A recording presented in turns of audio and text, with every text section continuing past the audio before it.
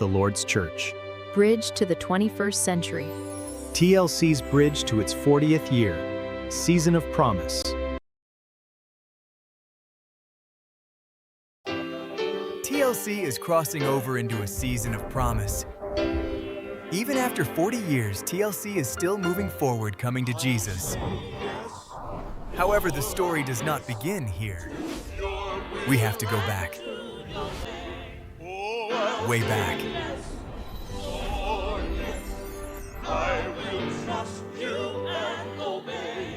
Okay, a little more.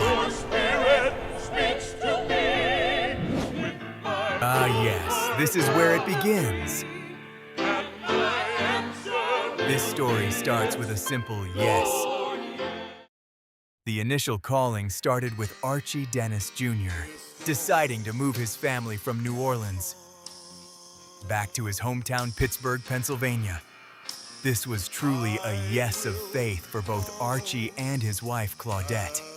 But the seeds of unity were planted even earlier. In his earlier years, Pastor Archie prayed over his hometown Pittsburgh, Pennsylvania with a team of pastors, holding gatherings to break down barriers long before TLC was even a twinkle in his eye. Like all real God stories, the Lord provided Archie with the perfect partner. Meeting in Oklahoma in 1972 and married in 1976, Archie prophetically declared Claudette to be his stability. She was not only his anchor, but would become the force God used to hold the ministry together. But that's later in the story. That initial shared, obedient yes led to a weekly family Bible study in his mother's home. And that led to the decision to start a church. The name of the church? When the family asked him what he was going to name it, he went to the Lord with a question. Lord, what should I name the church? The Lord said to him, Archie, whose church is it? Humbly recognizing the truth, it's truly the Lord's church. As a world-renowned artist who had toured alongside giants like the Billy Graham Association and Dr. Morris Cerullo, Do not be afraid. No, do not be dismayed. Oh, come on and walk in faith and victory. Yet, even with this massive global platform, Archie and Claudette never lost their love for simple, joyous fellowship. Throughout their life together, they shared a deep passion for travel, great food, and gathering with good company. They frequently traveled the world, sharing life with close friends like the Price family and musical legends Billy and Marilyn McCoo Davis. That world-class hospitality and genuine love for connection poured directly into the culture of their church. Before anything else, establishing a mission to officially unite the body of Christ. He wanted walls of division to be torn down, and in its place, work toward unity and partnership. This was, and continues to be, a thread line throughout the history of the Lord's Church. One ministry that helped TLC from the very beginning was Peniel Ministries, founded by Dr. Marion M. Spellman. Literally before day one, Peniel helped by passing out flyers to get the word out about the new church. The first service was actually a 3-day celebration event held from April 11th to 13th, 1986. Beginning with a small but faithful congregation of just 12 members, the new church took its first breath.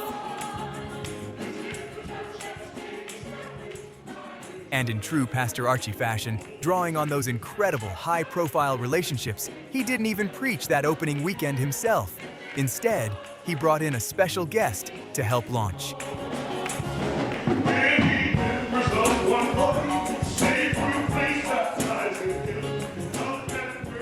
The guest preacher for that historic weekend was none other than DeMond Wilson, the famous television actor who had boldly traded Hollywood for the pulpit. The first 4 years of the church consisted of what was prophetically seen as the 3-step tabernacle period, first worshiping at First Baptist Church, then the historic Old Stone Church, and lastly at the Monroeville United Methodist Church. This time established many of the foundational elements that would be threads throughout the church's history. These included the creation of their foundational fellowship song, "The Church That Love Is Building," which became TLC's prevailing hallmark. In 1990, the Lord's Church purchased its existing building on Haymaker Road, completely debt-free. With their roots finally settled, the church boldly declared this new era the decade of destiny. TLC rapidly expanded, its ministries including Action Night, all Christian teaching in one night. Foundational classes like Solid Rock grounded new believers. Men gathered for the Faithful Men ministry, taught by Pastor Archie himself, while Mrs. D led the women with Life Givers. Books like A Wholesome Tongue is a Tree of Life, as well as Healing for Damaged Emotions. It also saw the founding of the Pittsburgh Believers Convention in May 1991. To unite the body of Christ across the city of Pittsburgh and beyond. For Pastor Archie, the priority was always his local flock. Ministry was the vital work of nurturing the sheep. He remained profoundly humble and deeply focused on his local congregation. Yet Pastor Archie was no ordinary local pastor. As a traveling pastor, he made sure that the richness of the word from around the globe was also provided at home for his sheep. Notoriety and deep relationships, the world came to Monroeville. The pulpit at Haymaker Road hosted legendary voices. List is long, deep, and rich. In was here that a young Bishop T.D. Jakes preached the first Woman Thou Art Loosed. Giants of the faith like Bishop Jackie McCullough to musical legends like Lady Tremaine Hawkins flowed through TLC's doors and the Pittsburgh Believers Convention PBC. Pastor Archie made one thing abundantly clear. This was not his church. It was, and always would be, the Lord's church. That foundational truth would soon become the anchor for the congregation's greatest test. On Sunday, October 21, 2001, Pastor Archie delivered a profound prophetic word to his faithful wife. He proclaimed that every prophecy given to him over the years was now hers to receive, because the Lord had made them one.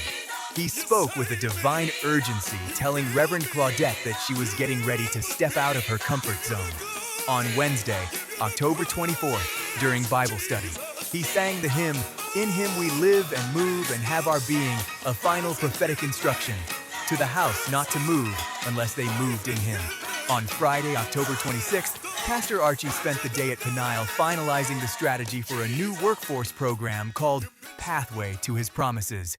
That evening, while preparing for the Faithful Men meeting, Pastor Archie suddenly collapsed and went home to be with the Lord. But because the church was built on the solid rock, it did not shatter. Within that very same week of mourning, Reverend Claudette stood in the pulpit, looking out at a grieving flock, wavering faith, assuring them that everything was going to be all right. Still, the journey from Mrs. D to Pastor D was not an immediate step. During this fragile time, God provided a steadying force in Reverend Harriet Dennis, glue to hold the church family together, bridging the gap between what was and what was to come. Eventually, the necessity laid at her feet became clear. Her husband was fulfilled. On July 7, 2002, Claudette Dennis officially took on the mantle as pastor.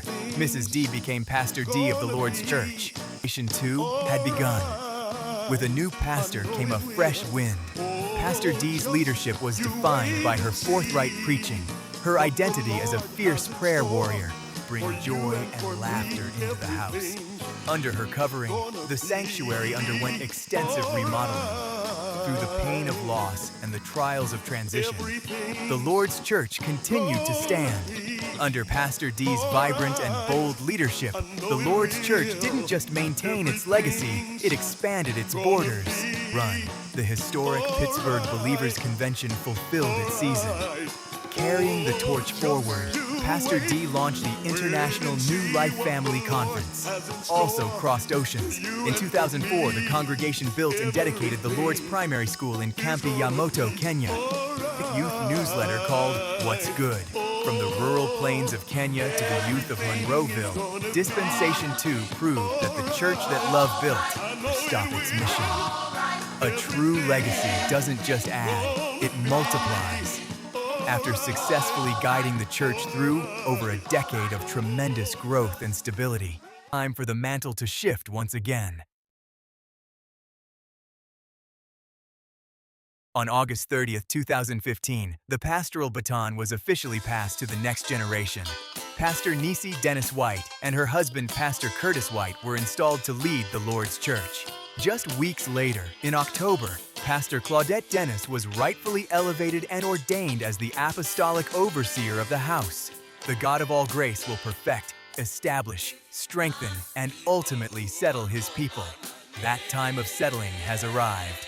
Today, the Lord's Church is a house built on love, sustained by prayer, and driven by an unchanging mandate to make Jesus irresistible. The walls of division are still coming down. And 40 years later, the Lord's Church is exactly what it was always destined to be. The church that love built. Oh, so you thought we were done? We have to end this thing the way Pastor Archie would. This is the Lord's church, and Jesus is the Lord. This is the church that's being established by His word. This is the church that love is building. The gates of hell shall not prevail. This is the Lord's church, and Jesus is the Lord. One more time now.